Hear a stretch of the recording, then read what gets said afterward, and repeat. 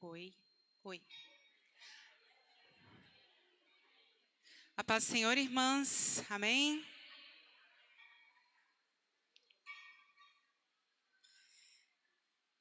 Bom,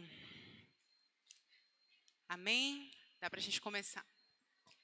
Irmãs, o nosso tema hoje, uma mulher contente. Repete comigo? Uma mulher contente. Mas contente aqui não é alegre, tá? Alegre é mais para frente. É uma mulher contente. E nós vamos entender o que é ser contente. Esse é das minhas partes preferidas desse texto. Porque para mim é uma das mais difíceis. Então eu gosto muito de estudar sobre isso, porque para mim é bem desafiador ser essa mulher contente. E você vai entender por que nessa noite, mas eu amo esse assunto. Hoje o nosso versículo é Provérbios 31, 13. Versículo 13. Provérbios 31, versículo 13, isso. Já fomos até hoje, 10, 11, 12, hoje é o 13. Certo? Ótimo. Na NVI, diz assim: escolhe a lã e o linho, e com prazer trabalha com suas mãos.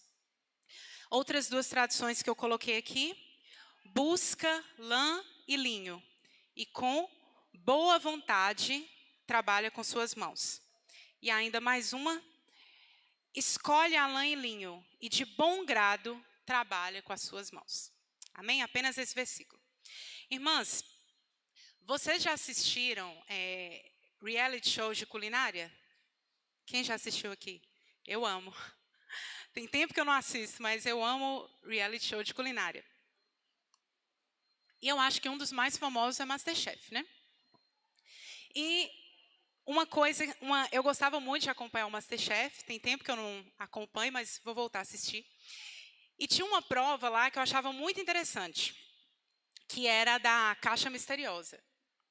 Que os cozinheiros chegavam, né, nas bancadas deles, aí tinham caixas lá, tipo um caixote virado, né, ao contrário, e lá embaixo desse caixote tinha ingredientes, mas eles não sabiam o que ia ter ali naquela caixa. Às vezes tinha uns ingredientes que eu nunca vi, lagosta, caviar, umas coisas assim bem diferentes, que a gente só vê na TV, mas outras vezes tinha uns ingredientes. Eu lembro um dia que tinha miúdos. Tem alguns miúdos até bons, né? Coração, moela, fígado. Mas tinha umas caixas que tinha cérebro de porco. Umas coisas assim, bem esquisitas. Rim de boi. Umas caixas bem estranhas. E a pessoa pegava aquela caixa e o que era essa prova? A pessoa tinha que fazer um prato extraordinário, MasterChef, com o que aparecia para ela. Independente do que era. Se era algo que a pessoa gostava de cozinhar, ou se era algo que a pessoa não gostava, não era familiarizada. E é curioso que, várias vezes, quando era esquisito ou ruim o que estava ali na caixa, saíam coisas mais surpreendentes do que quando os produtos eram muito bons. Porque quando algo já é muito bom, talvez a pessoa não se esforce tanto, né, para fazer um prato especial. Mas, às vezes, apareciam umas coisas muito esquisitas. Ou então, assim, por exemplo, a pessoa só usava os legumes e fazia uma sobremesa. É uma coisa surpreendente, né? Pegar legume e fazer uma sobremesa. Eu lembro de uma que na caixa dela tinha chuchu e ela fez um arroz doce de chuchu. E os jurados elogiaram. Eu falei, nossa, gente, deve ser muito bom. Eu gosto de arroz doce, né? Falei, nossa, arroz doce de chuchu. Eles falaram que era melhor do que o de arroz. Achei muito interessante. Ela ganhou a prova nesse dia. E eu gostava muito desse tipo de prova, porque por exemplo, eu não sou uma pessoa, eu não me considero muito criativa. Eu não olho assim para a geladeira e vem pratos na minha cabeça. Não, eu planejo o que eu vou fazer e cumpro as coisas. E quando só tem o que está lá na geladeira, eu tenho que pensar um tempo. Eu não sou rápida assim, nossa, vou fazer isso aqui. Não, esse não é meu talento. E o que é interessante nisso, irmãs? Tem pessoas, às vezes a gente também, quando acaba de se casar, a gente é cozinheira de um prato só. Você chama, eu era assim, chama alguém na minha casa, lasanha. Chamei outra pessoa de novo, lasanha, era só lasanha. Só sabia fazer assim de diferente, né? Fazia o quê? Lasanha. Mas uma pessoa que cozinha bem, não dá para ela fazer só um prato, não é verdade? Até que dá para sempre que você convidar alguém na sua casa, você faz a mesma coisa. Mas alguém que cozinha bem, que é um chefe, que é masterchef, como no reality show lá, a pessoa não pode só cozinhar com o que ela quer, só fazer algo bom. Se ela for lá no mercado, escolher os ingredientes dela. Tem gente que nem assim, né? Ainda queima a comida. Mas um masterchef, ele não era um excelente cozinheiro, e eu estou falando dos amadores, não estou falando dos profissionais. Um masterchef, ele não era um excelente cozinheiro quando ele fazia algo muito bom na zona de conforto, né? Como a gente diz. Mas quando ele pegava ali o que chegava para ele e ele fazia algo extraordinário. Isso é ser, né, lá, isso era ser o masterchef. Fazer um banquete com uma coisa simples. Às vezes tem pessoas que fazem algo muito bom com o filé mignon, mas se der uma carne moída, não vai sair uma coisa tão boa assim, certo? E por que eu estou falando disso, irmãs? O que o Masterchef tem a ver com esse versículo? Eu acho esse versículo sensacional. Eu acho ele sensacional. Em algo tão simples, dá para a gente aprender coisas tão profundas. Aqui fala que essa mulher escolhe ou busca, quais eram as coisas mesmo? Lã e que mais? Linho. Olha, hoje eu estou toda de linho, patrocinada pela prima Fernanda. Vim de linho hoje para falar sobre esse assunto. Essa mulher aqui escolhe ou busca lã e linho.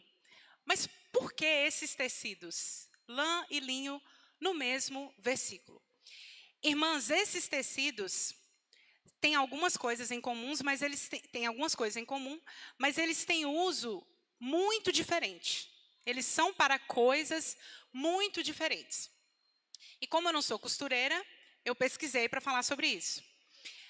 A lã, a origem primeiro do tecido. Ah, eu estou de linho e eu trouxe uma lã aqui, uma lã geracional, ó Rita. Olha, gente, isso aqui era de Rafael, meu marido. Rita guardou, meus filhos usaram, todos têm foto com esse, tem a roupa completa, tá? É que eu só peguei o casaquinho de lã, olha que chique. Lindinho, né? Empresto, mas se me devolver, que esse aqui eu vou guardar para os meus netos agora. Tem a lã aqui, vou deixar essa lã aqui. Bom, essa mulher escolhe o linho aqui e a lã, certo? Aí eu vou falar um pouco desses tecidos para vocês. A origem da lã. A lã, principalmente na época bíblica aqui, ela era obtida das ovelhas, certo? A lã vinha das ovelhas. Hoje existem lãs mais chiques, de caxemira, umas coisas mais chiques assim. Mas a lã geralmente era tirada das ovelhas. E o linho é extraído de uma planta. As fibras deles vêm de uma planta, certo? Origem. Agora o uso. A lã, né, como dá para perceber aqui, ela vai ser usada quando? No frio, certo? É um tecido mais grosso, às vezes áspero. Esse daqui não é muito áspero, mas quando eu colocava nos meninos, eu colocava um bodyzinho por baixo, porque às vezes, né, pele de bebê é muito sensível, às vezes pinica um pouco. A lã é um tecido mais grosso, usado no frio, certo? Ele é usado para o inverno. E o linho é mais fresco. Ele é adequado para climas quentes, como estamos hoje, muito calor.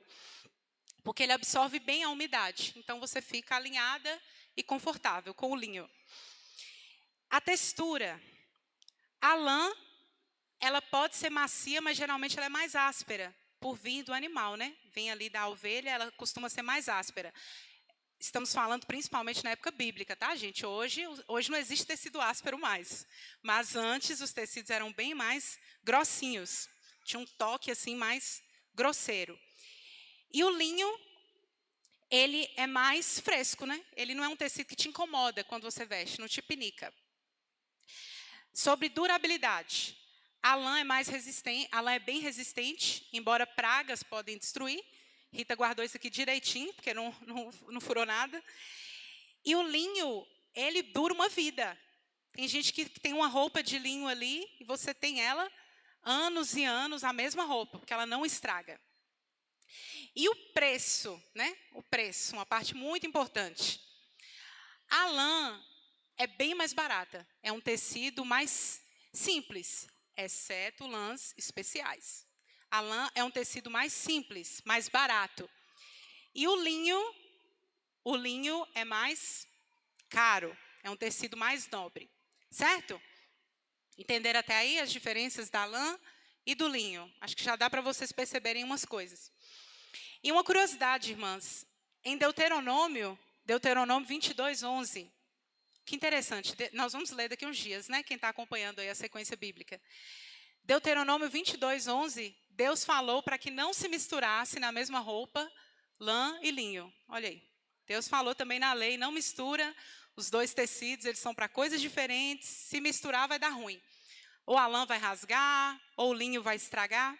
Deus ordenou para que esses dois tecidos não fossem misturados. Mas e aí? O que tem a ver a mulher usar lã e linho? Irmãs, aqui a gente vê que essa mulher trabalha com essas duas coisas, certo? E ainda mais do que trabalhar com as duas coisas, o texto fala que ela trabalha com prazer, com boa vontade. Ela trabalha de bom grado com as duas coisas, com a lã e com o linho. A gente percebe na vida dessa mulher que ela sabe viver quando as coisas estão na lã ou quando as coisas estão no linho. Percebe isso? Ela sabe trabalhar com algo nobre e com algo simples. E ainda mais, com prazer. Não é de má vontade. Não é assim, hoje tem picanha. Eu vou tomar todo cuidado aqui, vou fazer uma comida bem feita, porque hoje é picanha. Mas hoje só tem quiabo, então vou fazer qualquer coisa. Não. O mesmo capricho que tem com a picanha, vai ter com o quiabo. O mesmo capricho que tem com algo nobre, vai ter com algo simples. E qual que é o nome que a gente dá para isso na Bíblia? O nome, irmãs, que a gente dá para isso é contentamento. Você pode falar comigo? Contentamento. Por isso que o nosso tema é uma mulher contente. Uma mulher contente não é uma mulher alegre. São coisas diferentes. Uma mulher contente é uma mulher satisfeita. É uma mulher que está contentada. Uma mulher que tem contentamento. Esse é o nosso assunto de hoje.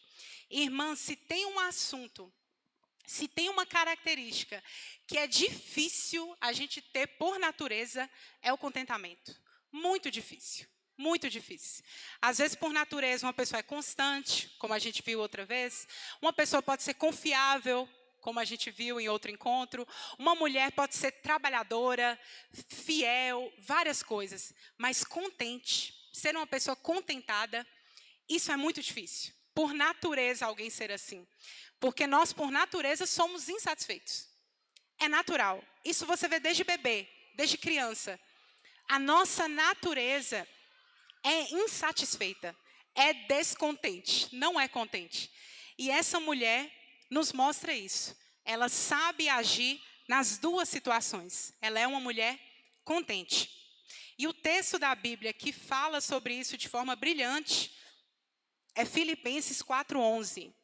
Vou ler com vocês Filipenses 4:11. Nosso exemplo de contentamento na Bíblia, o apóstolo Paulo. Ele que ensinou sobre isso. Com esse nome, né, de contentamento. Filipenses 4:11. Eu vou começar do aprendi. Pois aprendi a contentar-me em toda e qualquer circunstância. Pode continuar, até o 14. Sei o que é passar necessidade e sei o que é ter fartura. Substitui isso aí por sei o que é usar a lã, sei o que é usar o linho. Aprendi a passar por toda e qualquer situação. Seja bem alimentado, seja com fome. Tendo muito ou passando necessidade.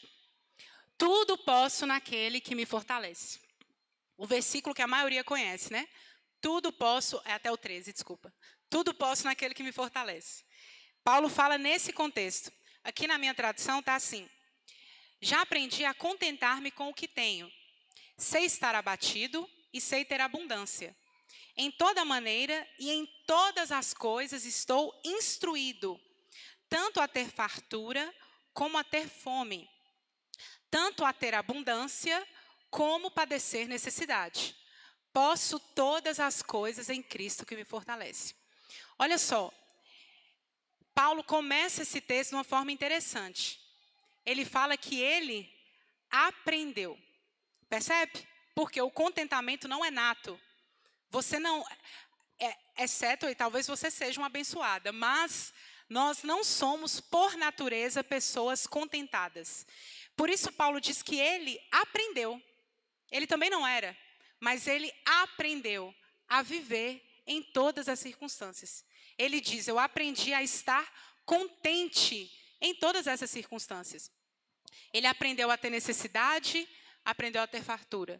Ele aprendeu a fazer o melhor com o filé mignon ou a fazer uma comida com cérebro de porco, igual no MasterChef. Aprendeu a usar a lã, aprendeu a usar o linho. Ele aprendeu. E aprender, irmã, não é apenas suportar, é fazer isso bem, é fazer isso como essa mulher, com prazer, de boa vontade. Essa que é a grande questão dela. Ela faz essas coisas, ela trabalha com essas coisas, nessas duas situações, de boa vontade. E aqui, irmãs, Paulo, quando ele fala nesse texto de contentar, ele usa um termo muito interessante. A Bíblia foi escrita, o Novo Testamento foi escrito no grego, certo? Então, ele foi traduzido para nós. E a palavra que Paulo usa lá, para falar, eu aprendi a estar contente, é a palavra autarques. Autarques, é uma palavra grega, autarques. E o que significa essa palavra no grego? Estado de espírito ou percepção de plenitude ou contentamento com o que se tem e com o que se vive. Essa é a tradução do que Paulo falou, que ele aprendeu a o quê? A ter um estado de espírito ou percepção de plenitude e contentamento com o que ele tinha, com o que ele vivia. Quando uma pessoa desfruta de autarqueia, que é essa palavra contentamento, significa que ela não se abala mesmo com as circunstâncias difíceis. Isso é ser contente. Ser contente é não se abalar com as situações externas. É ter uma predisposição interna que o que está fora de você não te abala. Como isso é difícil para mulheres, né? Para nós mulheres. O que está fora de nós não nos abalar. Por isso que Paulo diz, eu aprendi. E ainda existia na Grécia as autarquias, uma forma de governo. E o que eram essas autarquias? Eram cidades que elas chegaram em um nível de desenvolvimento tão bom que a economia externa não afetava nelas, não afetava essas cidades. Elas eram tão autônomas, essas cidades funcionavam tão bem, elas chegavam num ponto tão bacana, que a economia ao redor delas não influenciava dentro da cidade. É tipo a Suíça hoje, o país lá, o paraíso que eu quero ir morar quando eu estiver velha, Suíça. A Suíça é o país, a Suíça, velha não, eu queria antes, né? Mas quem sabe eu vou pelo menos idosa. A Suíça está na Europa, mas ela não faz parte da zona do euro. A Suíça está lá dentro, é vizinha ali da Itália e da França, mas a moeda dela não é euro, ela não tem guerra com ninguém, é um país da paz, é um país que tem um dos melhores salários mínimos do mundo, ele é um país autárquico. É um país, assim, autossuficiente, autônomo. Pode acontecer o batedor que for na Europa, nos Estados Unidos, na China. Não afeta a Suíça. A Suíça é isso aqui. É o país. Ele tem esse governo autossuficiente, autossustentável. Autossuficiente no bom sentido, tá? No sentido de autonomia. Não no sentido de não depender de ninguém. É no sentido de o que acontecer fora não influencia dentro. O que dá ruim fora não dá ruim dentro. É isso aqui que eu estou querendo dizer, autonomia. A Suíça é isso hoje. Lá, por isso que os velhinhos vão tudo para lá, gastar a aposentadoria deles lá. Ficam lá de boa, é um lugar que não tem catástrofes climáticas, nem isso. É o paraíso, paraíso não, paraíso será no céu, mas é um paraíso aí, o pequeno paraíso na Terra é a Suíça. É um país que está nesse ponto aqui. As pressões de fora não afetam, o que está fora dele não afeta. Circunstâncias difíceis não afetam aquele país. Mas o autarques aqui, como pessoa, é comandar a si mesmo. É mandar em si mesmo de forma que o que está fora de você não afeta dentro. Que difícil isso, né, irmãs? Mas é o que essa mulher, por isso eu disse que essa é a parte mais desafiadora para mim. Esse contentamento. Seja em qualquer situação, passar por elas da mesma forma. Passar por elas bem. Passar pela lã e pelo linho com prazer. E de boa vontade. Essa mulher, por isso que ela está aí mexendo com a lãzinha. Essa mulher é contente. E Paulo usa esse versículo, Paulo usa essa palavra para descrever o estado dele. Eu sou contente. Vai tudo bem com a minha alma, vai tudo bem comigo, está tudo bem, está tudo em paz dentro de mim. E quem conhece um pouco da história de Paulo, sabe que ele já foi picado de cobra, sofreu vários naufrágios, sofreu perseguições, foi açoitado. A gente hoje fala que Paulo é o cara, mas a igreja na época não reconhecia Paulo como apóstolo, não sei se vocês sabem disso. Para eles, apóstolo era Pedro e João. Paulo? Quem és tu? Para eles, Paulo não era apóstolo. Tanto que Paulo escreve 1ª e 2ª Coríntios defendendo o apostolado dele. Quando a gente vai chegar lá, vocês vão perceber que ele fica falando, olha, eu vi Jesus, eu dos discípulos, eu fui o que mais fiz. Ele fica falando do que ele fez para defender que ele era apóstolo. Mas ele não foi reconhecido enquanto ele estava vivo. Não foi. A igreja não o reconhecia. Ele não tinha família, até onde sabemos, né? Tinha, sim, irmã, mas família ali. Ele não tinha esposa e filhos. Ele era só. Mas esse homem que passou por tanta coisa, diz, eu aprendi a estar contente. Eu aprendi a estar satisfeito. Eu aprendi a estar pleno. O que a gente precisa, plena, estar plena. Paulo viveu isso. E por que ele aprendeu isso? Qual que é o segredo dele conseguir isso? É o último versículo, que a gente vê escrito, até em boteco tem escrito esse versículo. Tudo posso naquele que me fortalece. Totalmente errado o contexto. Tudo posso, o que Paulo está falando aqui é que ele pode realmente estar satisfeito naquele que o fortalece. Como é diferente, né? Tudo poder não é tudo conquistar. É tudo sofrer e permanecer satisfeito. E eu acho, irmãs, muito mais difícil esse estado de contentamento e de satisfação do que conquistar coisas. Eu acho muito mais difícil você ter um estado interior de contentamento do que conquistar. As pessoas olham para esse versículo como conquista, mas ele tem a ver com esse estado interior de contentamento, de estar tudo bem. Não interessa se eu estou com a lã ou se eu estou com o linho. Se eu estou numa situação financeira agradável, ou se eu estou numa situação financeira mais favorável. Se eu estou no frio, a gente tem um frio muito ameno, mas o pessoal antigamente passava frio, dependendo da região que eles moravam. Essa mulher aqui estava bem no inverno e estava bem no verão. Ela estava bem, percebe isso? Ela estava bem e com prazer. E isso, irmãs, não tem a ver, como eu disse, isso não tem a ver com o que está do lado de fora. Isso tem a ver com a sua predisposição interna de aprender, de querer aprender, de falar, Senhor, eu quero estar contente de fato, não importa as situações que estão fora de mim. Porque, irmãs, eu já vi, a gente vê pessoas, às vezes, vê situações, né, não falando de pessoas, a gente vê situações de pessoas que estão ali num restaurante caro, refinado, um restaurante que tem luz de velas, que tem lagosta, eu estou com lagosta na cabeça, que tem lagosta ali, e o casal não olham na cara do outro. Não olham na cara do outro. Às vezes está no celular, Cadê o prazer? Cadê o uau? Vou comer uma coisa aqui que a conta vai ser R$ 500. Que prazer que tem nisso? Melhor comer um dogão alegre do que estar numa situação dessa. Mas quem não come um dogão alegre, quando a pessoa chega na lagosta, ela não vai estar alegre também. A questão não é o que está do lado de fora, irmãs. A questão é o que está do lado de dentro. Quem é insatisfeito consegue olhar para as bênçãos de Deus e reclamar. Nós acabamos de ler. Por mais que eu já li várias vezes, Números, Êxodo, eu estava impressionada, falando, meu Deus, Deus acaba de responder o que eles pedem, reclama. A gente quer carne. Ai, que saudade dos pepinos e da cebola que tinha no Egito. A gente quer carne. Deus manda carne, eles reclamam.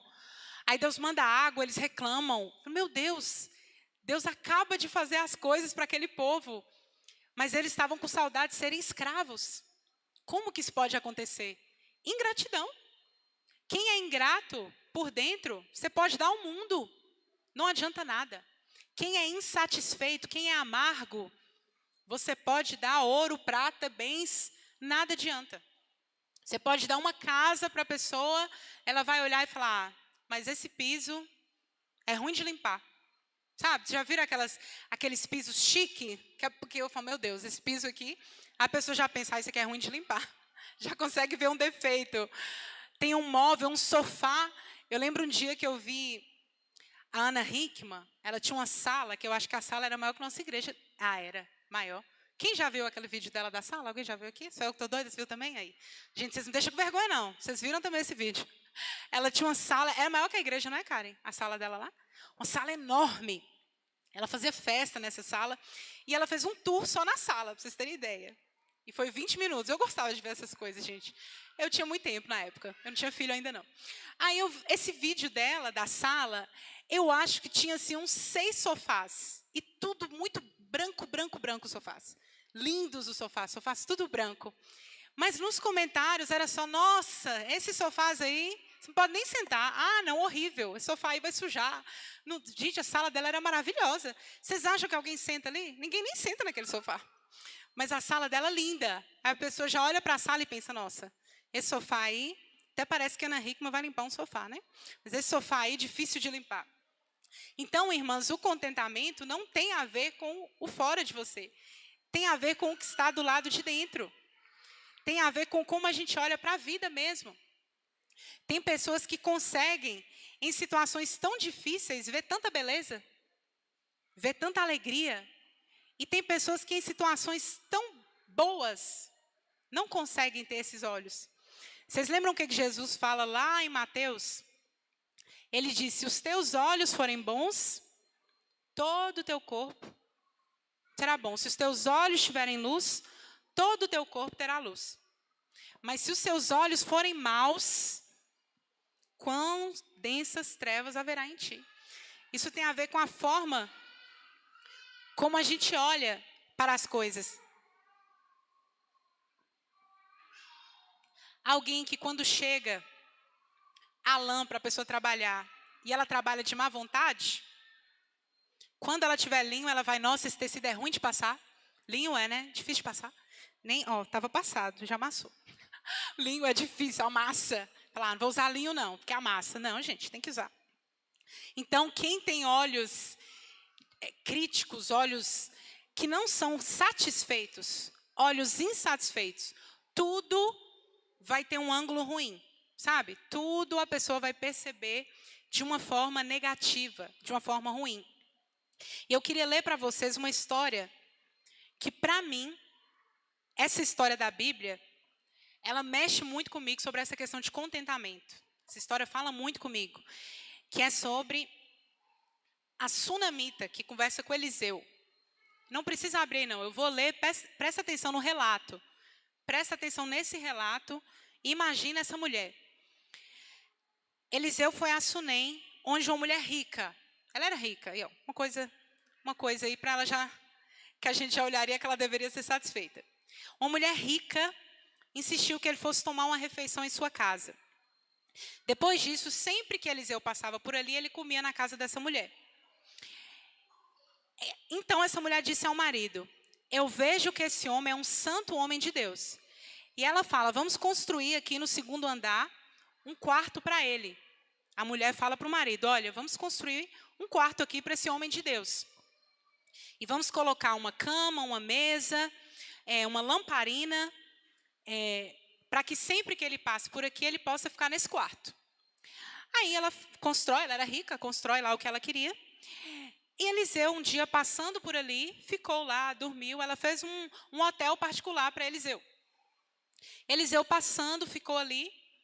E ele chamou o servo dele, Geazi, e fala, olha, pergunta para essa mulher o que ela quer. Eliseu, grato, né, pelo que essa mulher fez. Eliseu, um profeta de Deus, fala, olha, pergunta para essa mulher o que ela quer. Geazi pergunta para ela, e ela diz, eu amo a resposta que ela dá. Chamar a sunamita. Geazi falou com a mulher, você teve todo esse trabalho por nossa causa. O que podemos fazer por você?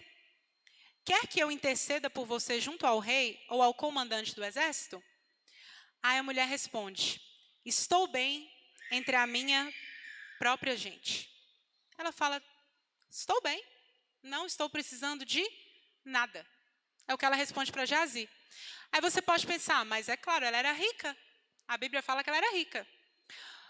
Beleza, ela respondeu isso. Não preciso de nada, obrigada. Estou bem. Ou seja, olha só, ela fez isso de forma totalmente despretensiosa. Ela só queria fazer algo pelo profeta. Ela não tinha interesse nenhum. E isso é uma marca de quem é contente. A pessoa olha para os outros querendo fazer algo pelo outro sem esperar nada em troca. Essa é uma marca de alguém que é contentado. A pessoa está tão satisfeita que ela quer fazer por outras pessoas, sem esperar nada em troca. E ela diz isso, não, eu não preciso de nada. Aí Eliseu viu, ela não vai me falar nada. Então eu vou perguntar para Geazi aqui. A mulher respondeu, não preciso de nada. Aí Eliseu fala com ele, para o servo dele. O que você acha que essa mulher precisa? Aí Geazi responde para ela. Eliseu pergunta para Geazi, o que se pode fazer por essa mulher? Aí Geazi responde, olha, ela não tem filhos. Ela não tem filhos e o seu marido é idoso. Olha só, ela era rica, mas a riqueza dela não era capaz de comprar um filho, certo? Ela não tinha filhos. E essa mulher, diante de um homem que já tinha acontecido vários milagres, ele pergunta o que ela quer e ela fala, estou ótima, eu não quero nada. Numa época, irmãs, que um filho valia mais do que $1 milhão. Um filho aqui nessa época valia muito mais do que dinheiro. De fato, isso não é poético, não. Um filho aqui valia muito mais do que riqueza. As pessoas realmente, uma mulher sem filhos, alguns achavam até que a mulher tinha alguma maldição sobre ela. Não é o caso. Mas ela não, eu estou ótima, estou bem. E ela não pede nada. Aí, Eliseu, mesmo sem ela pedir, ele chama essa mulher. Obrigada, está acompanhando aí. Eliseu chama essa mulher e fala. O Wilson falou essa frase comigo. Por volta desta época, no ano que vem, você estará com o filho nos braços. Eliseu fala desse jeito com essa mulher. Ele falou isso comigo e foi mesmo, na época que ele falou. Então, Eliseu fala para ela, por volta desses tempos, no ano que vem, você estará com o filho nos braços. E ela responde para ele, não, meu senhor, não iludas a tua serva. Sim, ó homem de Deus, nem toca nesse assunto, eu estou bem, estou ótima, nem fala disso. Mas Eliseu nem fala nada sobre o que ela diz. E o que acontece? No ano seguinte, a mulher com o marido idoso, ela tem um filho. É maravilhosa essa história, né? Só que a história não acaba aí. Ela tem o filho e passado um tempo, o menino cresceu e ele foi trabalhar com o pai. Em determinado momento, ele reclama que a cabeça dele estava doendo. Ai, minha cabeça. E o pai fala, o que os pais falam? Leva para a mãe. Apesar que Rafael não fala isso, não. Leva para a mãe dele. Levaram ele para a mãe e o menino morre. O menino que ela não pediu, que ela não falou que queria, o menino morre. Então, gente, eu vou ler isso literalmente. É muito equilíbrio, meu Deus. Eu não tenho esse equilíbrio. É muito equilíbrio. O menino morre. ela sobe com o menino, leva ele para o quarto que ela fez para Eliseu. Olha só, ela levou para o quarto que um dia ela fez para o homem de Deus. Ela nunca pensou que aquele quarto um dia está com o filho dela lá. Mas ela fez para o homem de Deus e levou o filho dela morto lá para cima. Então, ela fechou a porta. No versículo 22, ela chama o marido. Gente, se acontece uma coisa com o filho da gente, a gente chama o marido, a gente faz o quê? Vamos embora para o hospital, vamos correr, liga o carro e tal. Ela não fez isso, não. Ela chamou o marido e falou assim: preciso de um servo e de uma jumenta para ir falar com o homem de Deus. Vou e volto logo. Santo Deus. Misericórdia minha vida. Aí, o marido dela fala: por quê? Mas por que hoje? Não é lua nova nem sábado. Assim, por que você está indo falar com o homem de Deus? Hoje não é dia disso. Aí ela responde o quê? Não se preocupe. Amém, Senhor. Não se preocupe. Então, nem falou nada com o marido dela do que aconteceu. Nem falou nada.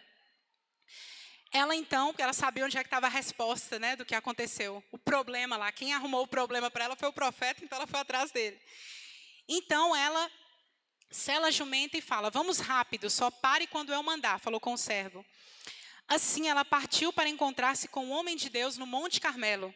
Monte Carmelo, onde caiu o fogo do céu. Quando ele a viu, quando Eliseu viu essa mulher, ele falou para Geazi: olha, a sunamita, corra ao seu encontro e pergunte a ela: está tudo bem com você? Tudo bem com seu marido? Tudo bem com seu filho? O que ela responde para Geazi, gente? Meu Deus, está tudo bem. Está tudo bem. Ela responde: um filho morto. A gente não está falando de qualquer coisa, ela estava com um filho morto. E ela fala com Geazi: está tudo bem. Mas então ela e eu acho tão interessante nessa história, gente. Eliseu era profeta, Deus revelava as coisas para ele, mas ele não sabia. Eu acho isso muito curioso. Por que ele não sabia? Por que ele não sabia que essa mulher queria um filho? Por que ele não sabia que o filho dela tinha morrido? Porque a gente precisava aprender com essa mulher aqui. A gente precisava ver o que uma mulher contentada, o que uma mulher faz quando ela sabe quem é Deus. Então ela chega, ela vai atrás de Eliseu, ela abraça os pés dele, Geazi vai afastar ela e o homem de Deus fala: olha aí, deixa em paz, ela está muito angustiada, mas o Senhor escondeu de mim a razão da sua angústia e nada me revelou. Deus não revelou para o profeta o porquê que aquela mulher estava assim. Então a mulher fala para ele, isso aí eu falaria: acaso eu te pedi um filho, meu Senhor? Isso aí até agora é a única coisa que parece comigo. Não te disse para não me dar falsas esperanças? Ela chega e fala isso para ele. Então Eliseu disse a Geazi: põe a capa dentro do cinto, pegue o meu cajado e corra. Se você encontrar alguém, não cumprimente, vai lá, traz o menino. Quando lá chegar, põe o meu cajado sobre o rosto do menino. Mas a mãe do menino disse: amei isso aqui também. Juro pelo nome do Senhor e por tua vida, se você ficar, eu não vou. É você que vai, né? Geazi não. E Eliseu vai, então, com ela. Geazi sobe primeiro, não funciona. Ele fala aí, ó, o menino não despertou. Então, quando Eliseu, no versículo 32, quando Eliseu chegou à casa, lá estava o menino morto. Ele estava morto mesmo. Ele morreu. Lá estava o menino morto, estendido na cama. Ele entrou, fechou a porta e orou ao Senhor. Irmãs, um dia essa mulher viu ele passando e ela quis fazer um quarto para ele. Um dia. Uma mulher que estava bem, que não queria nada, viu esse homem e fez um quarto para ele. O que ela fez para outra pessoa, um dia, foi o lugar do maior milagre da vida dela. Vocês percebem isso? O que ela construiu para outra pessoa, sem nenhuma intenção de ter um benefício próprio, se tornou o maior milagre da vida dela. Tem coisas na nossa vida que você planta, que você não tem nem ideia, que é aquilo ali que vai ser a resposta de Deus para a sua vida. Que é aquilo ali que vai ser seu testemunho um dia. Não é aquilo que você está correndo atrás, que você tem suas estratégias. Mas é um quarto ali de oração que você construiu, às vezes, para outra pessoa. É isso que aconteceu com essa mulher. Eliseu entrou ali, fechou a porta e orou ao Senhor. Depois ele deitou em cima do menino. Ele orou, deitou em cima do menino. Boca com boca, olhos com olhos, mãos com mãos. Enquanto se debruçava sobre ele, o corpo do menino foi se aquecendo. Eliseu levantou-se e começou a andar pelo quarto. Depois subiu na cama e debruçou-se mais uma vez sobre o menino. O menino espirrou 7 vezes e abriu os olhos. Eliseu chamou Geazi e o mandou chamar a sunamita. E ele obedeceu. Quando ela chegou, Eliseu disse: pega seu filho, toma que o filho é teu. Ela entrou, prostrou-se a seus pés, curvando-se até o chão. Então pegou o filho e saiu. Uau, que história, né, irmãs? Glória a Deus, essa história é maravilhosa. Essa mulher aqui, que a gente nem sabe o nome dela. Igual a mulher que a gente ouviu sábado, né, no café, que a gente também não sabe o nome dela. Essa mulher aqui, eu daria para ela esse nome, uma mulher satisfeita. Uma mulher contente, mas que viu um milagre extraordinário. Ela viu coisas que ela não pediu. Ela não pediu um filho. Ela estava bem. Ela aprendeu a estar contente. Ela tinha o marido dela, ela tinha riqueza, ela tinha um homem de Deus hospedado na casa dela. E é interessante que, nesse contexto de ter tantas coisas, o que ela sentiu falta foi de ter um lugar para um homem de Deus na casa dela. Foi disso que ela sentiu falta. Ela não sentiu falta de um filho, ela não sentiu falta de mais dinheiro, ela sentiu falta de hospedar alguém ali que tinha a presença de Deus. E no Antigo Testamento tinha muito isso. Hoje nós temos Deus conosco, nós temos o Espírito Santo. Mas os homens no Antigo Testamento, eles eram tomados por Deus, né? Os profetas, e eram mensageiros de Deus. Mas as pessoas não tinham essa presença de Deus que nós temos dentro de nós. Isso, o Espírito Santo só começou a habitar no homem depois de Jesus. Não tinha antes. O Espírito vinha, igual Sansão, né? Vinha e saía. Então, essa mulher quis alguém ali na casa dela que tinha essa presença, que tinha o Espírito de Deus. E ela construiu isso para Eliseu. Irmã, na sua vida hoje, eu acredito, independente do que você está passando, eu acredito que ninguém aqui está nessa situação. Numa situação de um filho morto, numa situação tão difícil como essa mulher. Ou uma situação de esterilidade como ela. Mas mesmo nessa situação, ela consegue olhar e falar: está tudo bem, eu estou satisfeita. Pensa aí comigo um instante. Quantas vezes na sua vida você olhou para dentro de si e você pensou: eu estou satisfeita? Quantas vezes você provou isso na sua vida? A gente deveria provar isso todo dia. Mas se você for bem sincera com você mesma e pensar: meu Deus, qual foi a última vez que eu, de fato, pensei: Pai, eu estou plenamente satisfeita. Eu não quero nada. Se o Senhor te perguntasse, como Eliseu perguntou para essa mulher: o que eu posso fazer por você? Talvez você teria uma lista. Eu teria uma lista de coisas para falar: Senhor, eu preciso disso, eu quero isso, eu quero isso. Mas eu ouvi algo essa semana que mexeu muito comigo, que falava que quando você entra de fato na presença de Deus, de todo o coração, no Santo dos Santos, né? A pessoa estava falando sobre isso. Que você só consegue desfrutar dessa satisfação quando a sua alma está em silêncio. Quando os seus desejos estão em silêncio. Que enquanto a gente ainda tem muitas coisas para pedir, enquanto a gente ainda enxerga que a gente tem muitas necessidades, a gente não entra nesse lugar de contentamento e de satisfação. E perceba, irmã, isso não tem a ver com o que você tem. Talvez você pode pensar: mas me faltam coisas mesmo. Me faltam muitas coisas. Por isso que eu não estou satisfeita. Se você olhar para a sua vida, há tempos atrás, tem coisas hoje que você tem que você não tinha lá. Certo? E se você olhar mais para trás ainda, provavelmente, você tem coisas hoje que você não tinha. Então, isso trouxe mais satisfação para você? São essas coisas que satisfazem? Algumas aqui, antes da gente casar, algumas mulheres, né, têm um sonho mesmo de casar. Outras se casam como uma parte natural da vida. Outras têm um sonho de casar. E às vezes, essa mesma mulher que tinha um sonho de se casar, quando ela se casa, ela reclama do marido. Mas ela também reclamava da solteirice. Então não é sobre o estado civil, certo? É interior, irmã.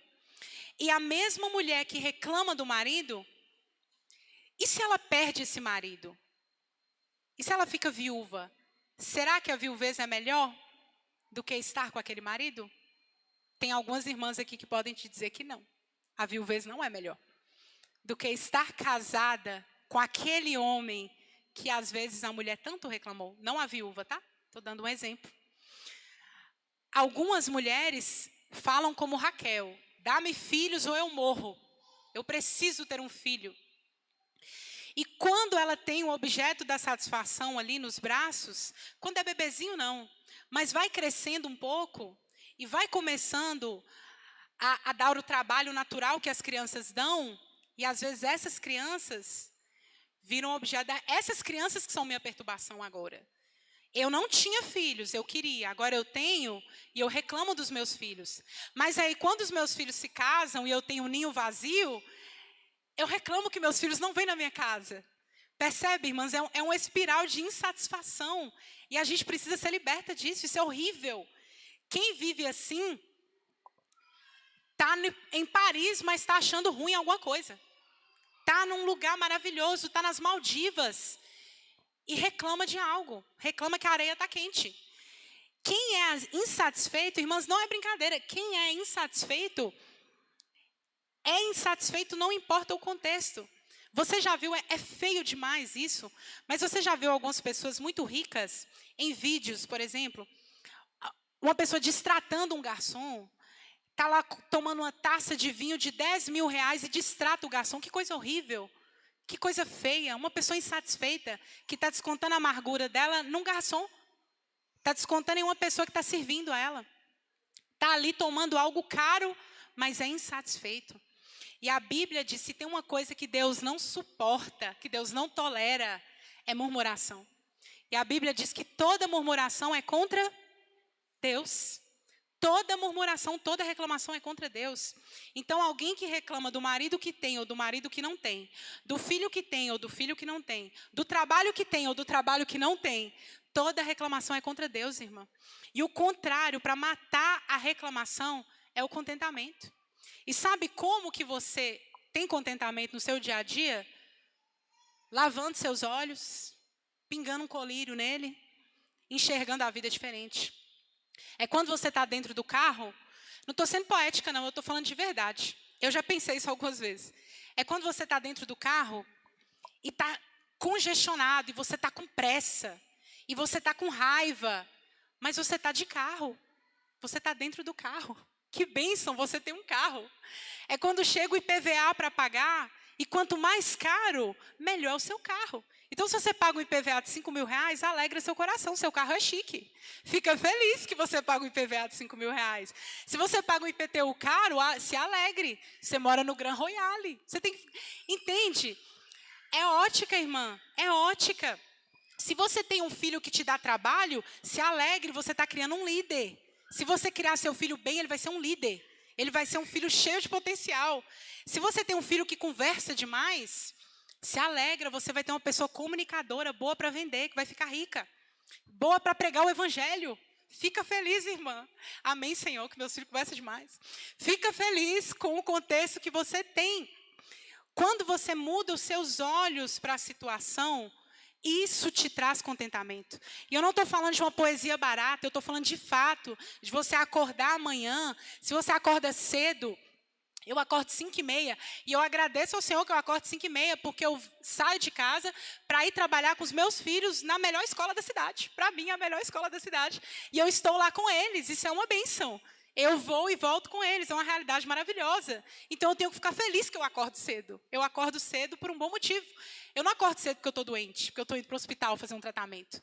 Eu acordo cedo porque Deus me deu um trabalho abençoado, um trabalho maravilhoso, que me paga e que meus filhos ainda estudam de graça.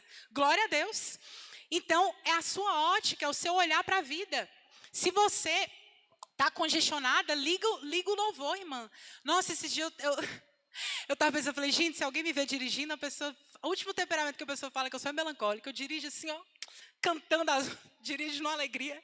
Amo ligar o som do carro e ficar lá ó, com os meninos curtindo as músicas. Eles cantam alto no carro também.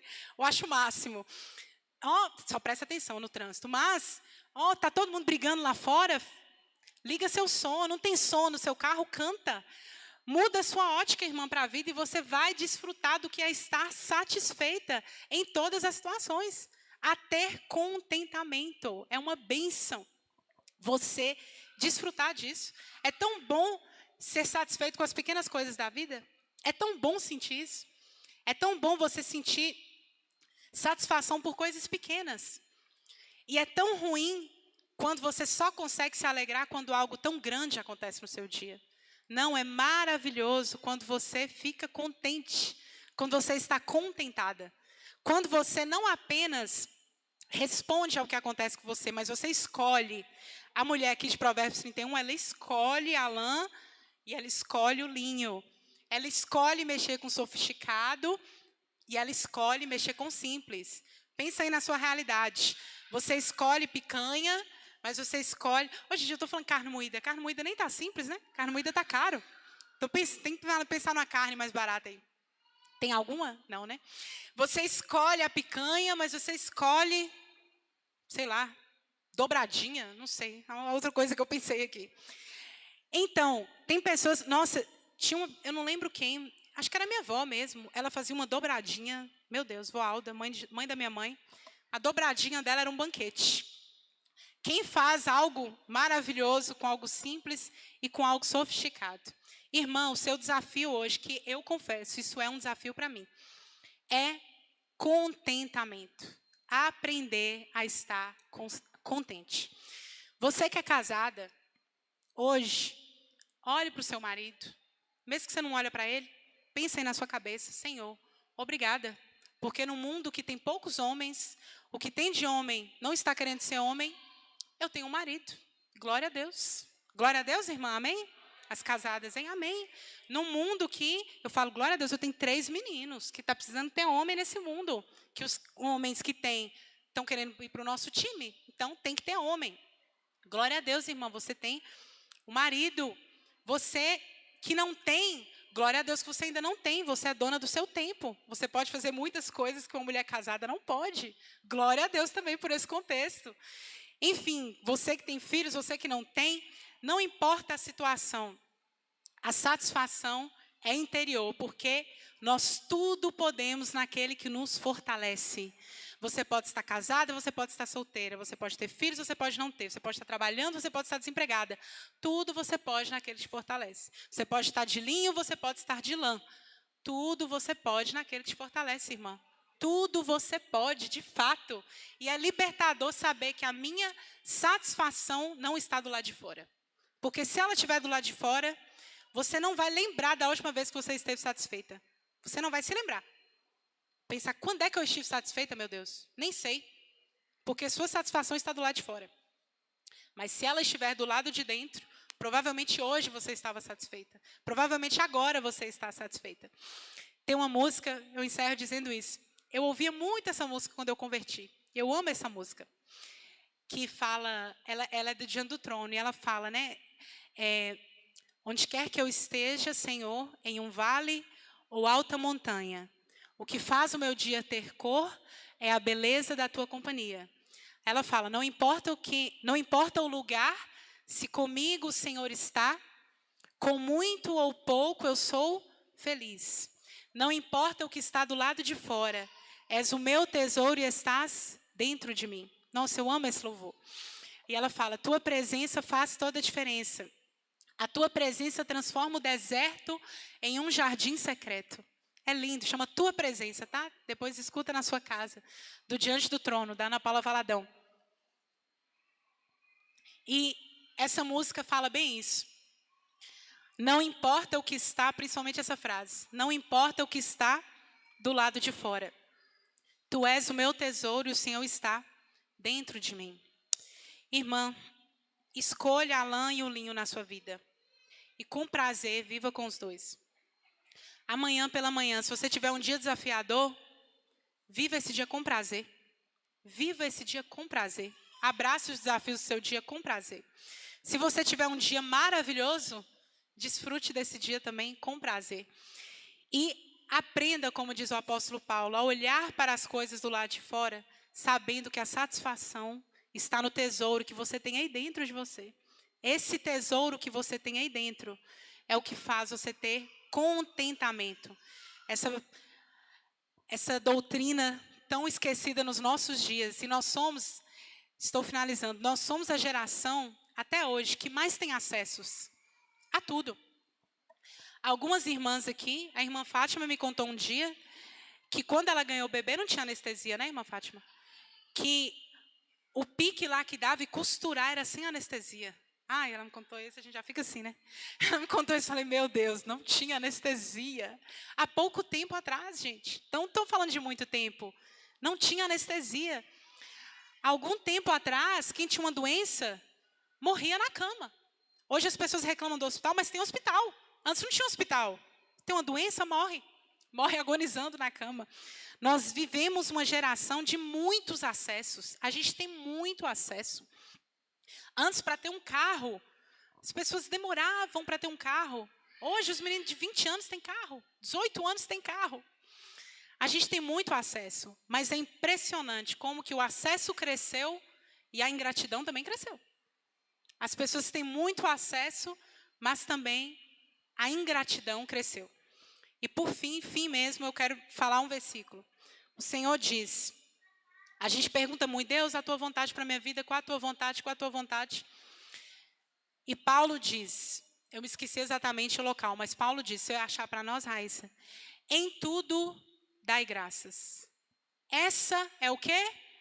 A vontade de Deus para vós. Ah, Deus, qual é a tua vontade? Em tudo dai graças.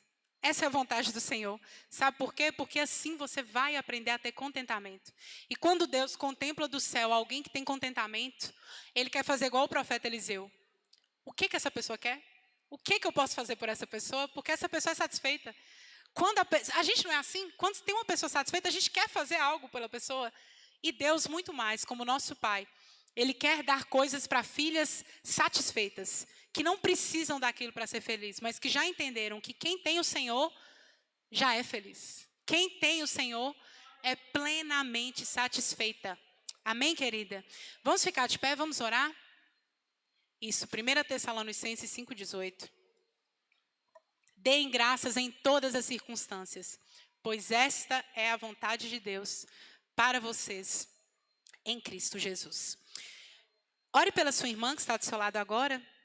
Peça ao Senhor que ajude ela a aprender esse contentamento.